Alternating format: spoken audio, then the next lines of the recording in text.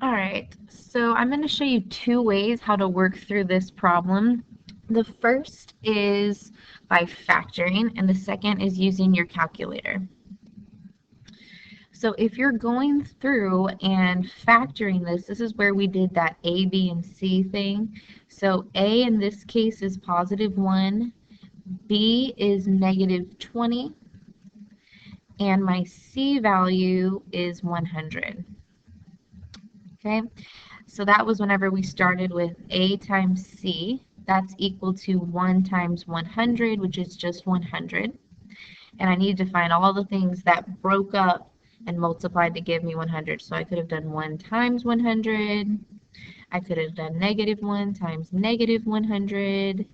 But I know that I need to get something close to -20, and I know that -10 times -10 is +100. So I know I did not write my whole list, but hopefully we've practiced that enough to where you've got it. If not, you need to come and talk to me or go back and look on the back of your foldable. That should have all of these notes there. But moving forward, we now go and look and say, okay, B is equal to -20, so I need to figure out which numbers from my list add up to give me 20. 1 plus 100 is 101, so that doesn't work. -1 plus -100 is -101, but -10 plus -10 is -20. So whenever I have that, I have found my pair. So that means I can write my factor as x minus 10 times x minus 10.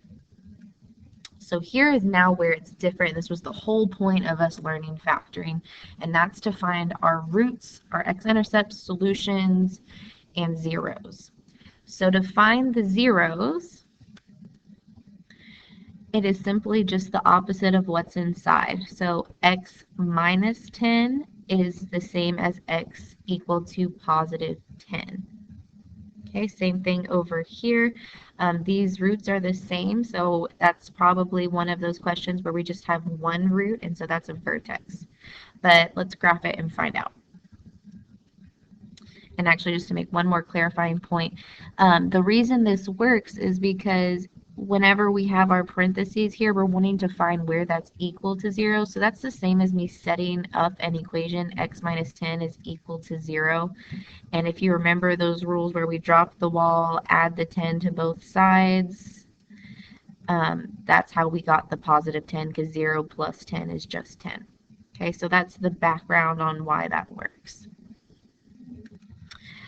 So now graphing, when you get here, you just need to put in your equation. So for us, that's x squared minus 20x plus 100. So x squared minus 20x plus 100. Okay, I'm not going to worry about the equals 0 because we're going to use our calculator to find equal zeros when we do the roots. Okay, remember, if you can't see what's going on, you need to zoom out. So that's menu 4.